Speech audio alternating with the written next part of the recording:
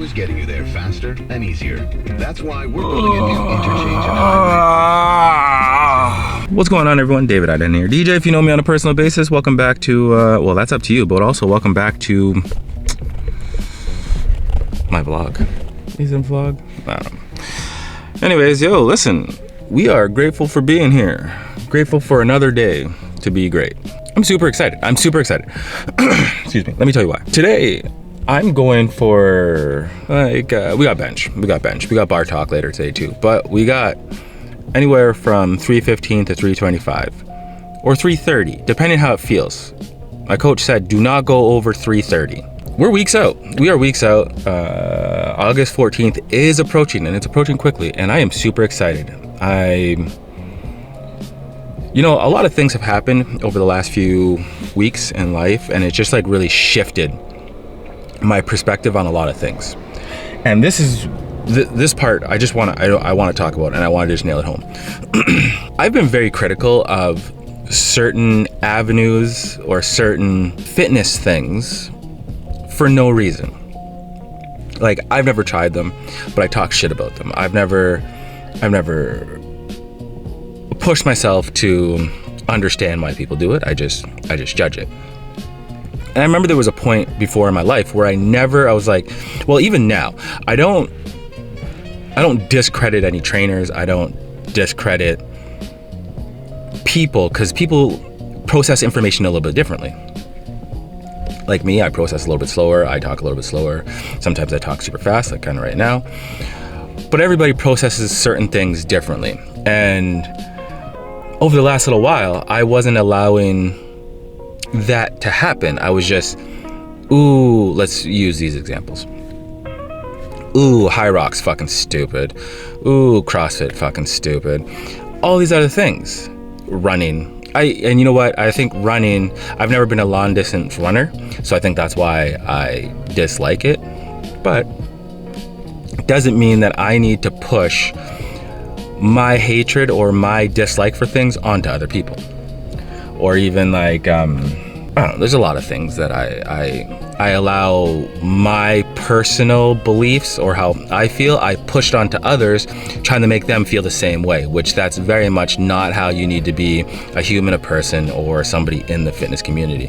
As a fitness professional, I should love all aspects and all surroundings of fitness and understand the benefits to all aspects of fitness. And I fucked up. I wasn't doing that. I was closing off fitness and saying like, oh no, fitness is only X, Y, and Z, which is not true at all. Fitness is all these other things. As long as you're moving your fucking body, that's what matters throughout anything. So again, like I always say, like better than yesterday, and I'm really trying to nail that home. Some shit was brought to my attention and I appreciate it. And now I'm using that to build myself better. So yes, I apologize to all of you if I talk shit about your sports. Like even for example, I talk so much shit about hockey. I've never played hockey, and I'm trying to get like, I want to be more immersed into sports and just know and understand sports more. So it wasn't fair to myself or to those around me for me just talking shit about said sport or whatever you want to be in. As long as you're moving your body, you're doing more than just sitting on the fucking couch, then hey, here we are. So I just wanted to get that out, and now it's out. And now we can move on and we can grow from it. It is a lesson learned, and I'm happy for it. If you are in a sport, love it. Learn everything about it. Chase it to the very high limits. Obviously know your limits. Like, don't just walk into the gym and be like, oh, I'm gonna snatch 315 fucking pounds. Because that may not go your way.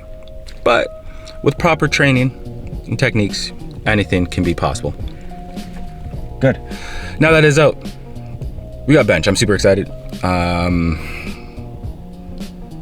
I'm 40. And I feel like 40 is really starting to catch up to me. And this is why.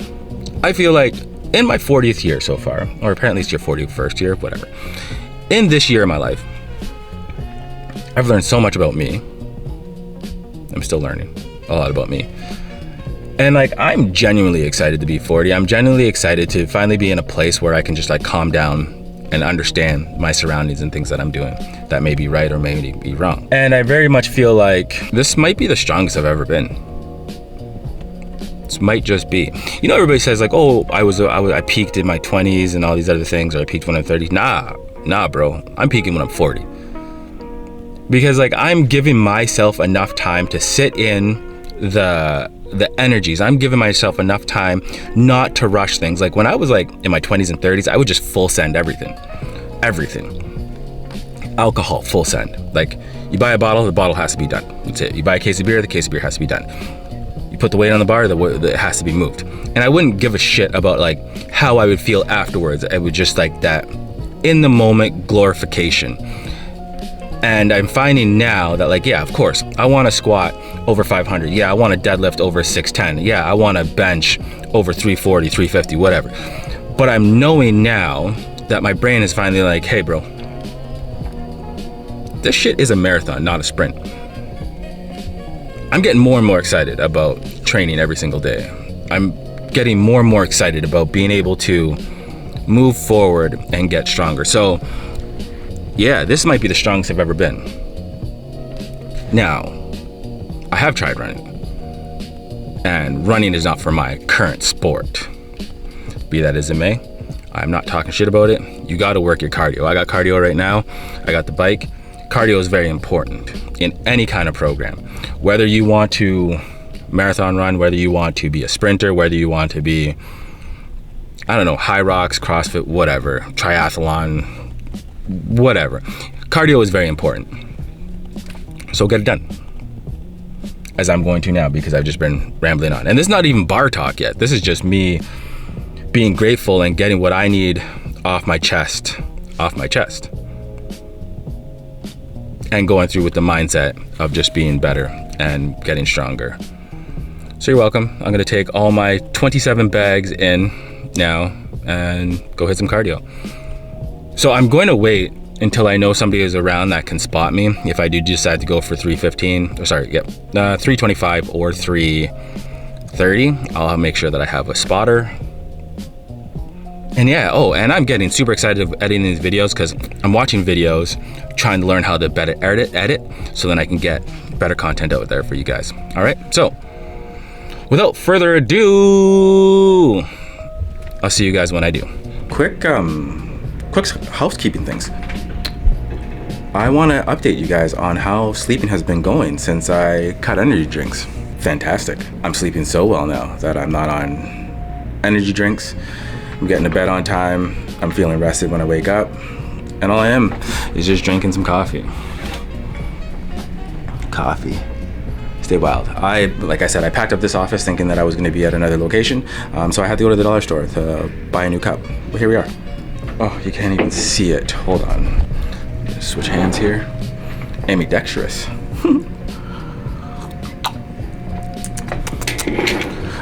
Let's talk about this real quick.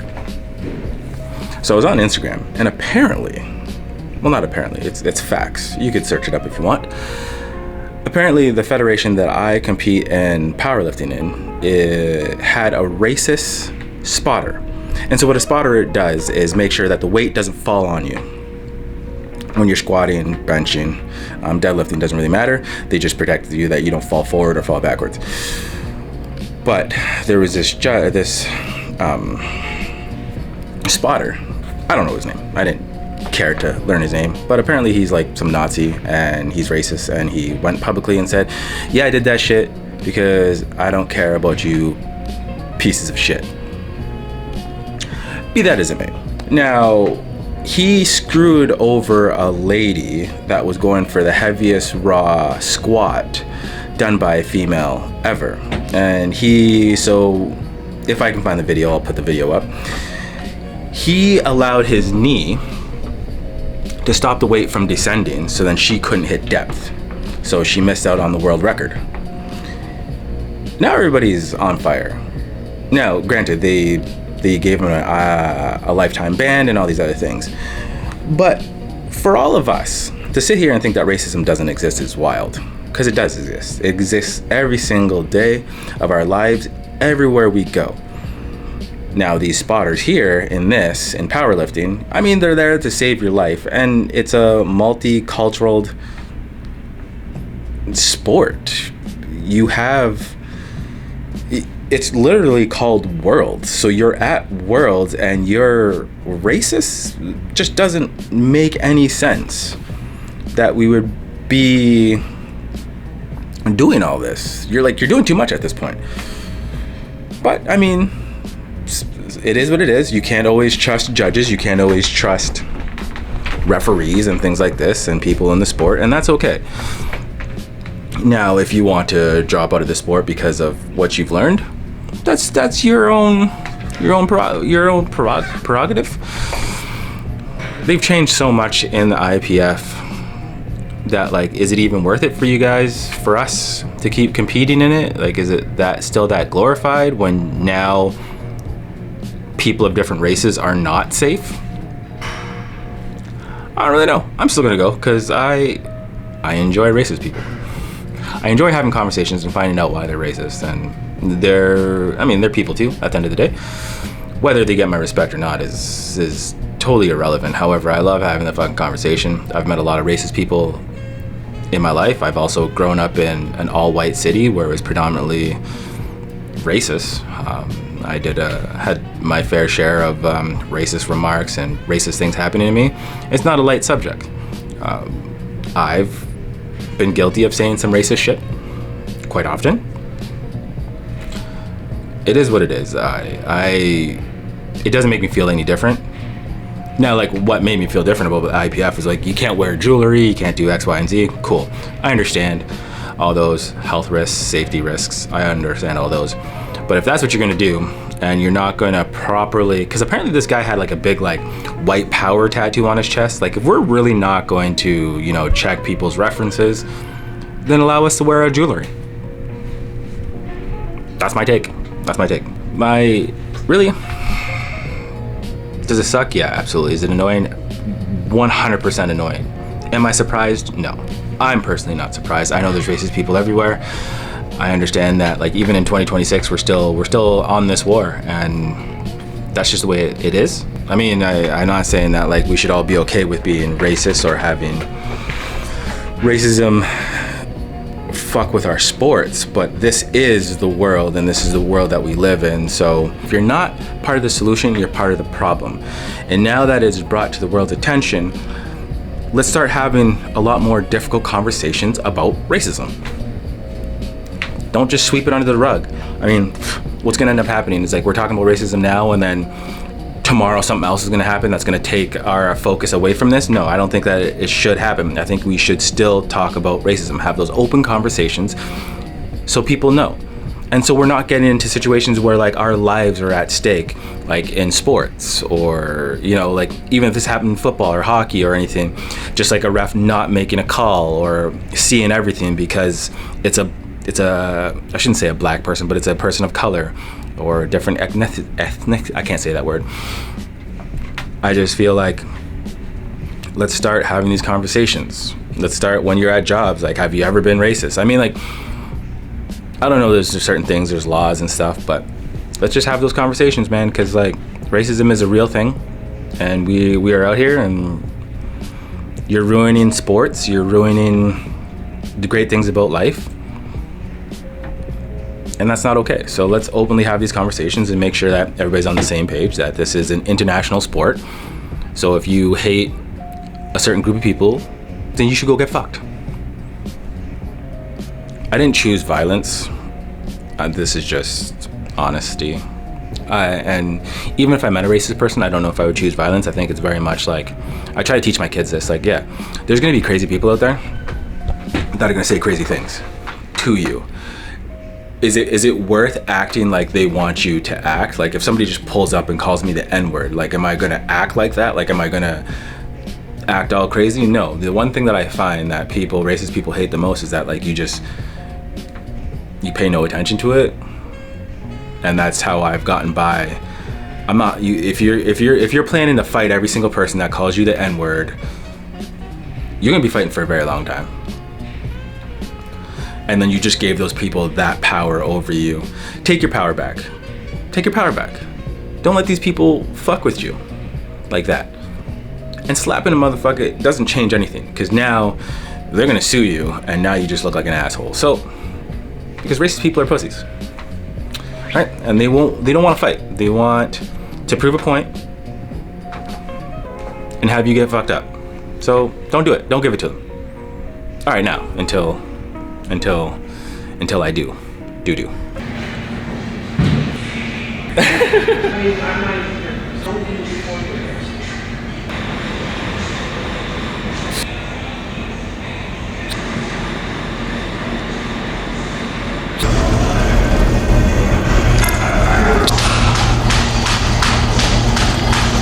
There we go. It's just another trip. Another trip. We got this. We got this. Ain't no thing but a motherfucking chicken wing.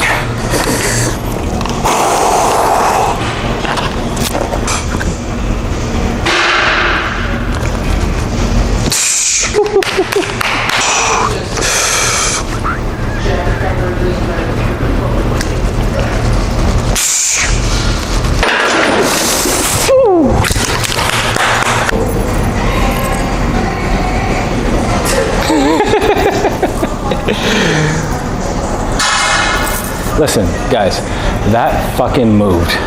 That felt great. I think I'm definitely gonna bench.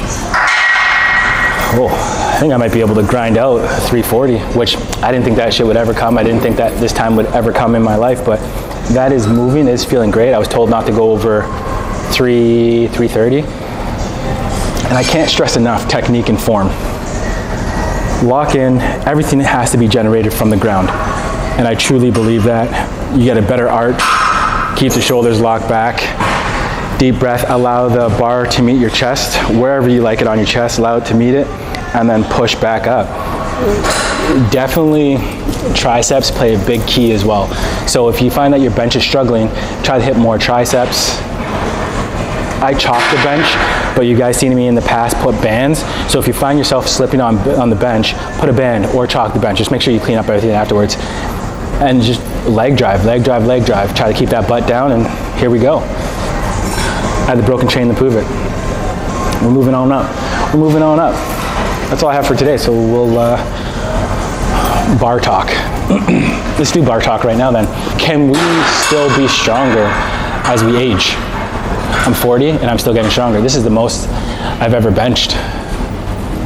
It's the most I've ever benched. And this is like, so this is a PR, but also like incredible. Not a single spotter in sight. Well, sorry, I had some people watching me just in case, but yeah, I think in order to constantly get stronger as you age, it's consistency, programming, listening to your body. Give the gas when you have the gas. If you don't, take a step back and just make sure that like you practice the form. So like if I didn't have this today, 225 still would equal to more weight as long as I'm practicing good form. And that's very much just what it is. Make sure that you're practicing form, technique, everything. And like I'll say, you build a house from the foundation up. So you should build your bench from the foundation up. Good leg drive, so plant your feet. Don't be doing tap dancing out here. Plant your feet, drive up, creating a nice arch. The arch is safer for your shoulders and for your bench. Create a nice arch. Nice big brace in the shoulder blades. Bring your chest up, down, and back up. Work on those triceps. And this is gonna increase your bench. This is pretty much gonna increase everything for you guys. Technique is key, but as for bar talk, that's what I have for you guys. Now, yes, you can still get stronger as you get older, just consistency. You this guy, I'm trying to record and just decides to start drinking water.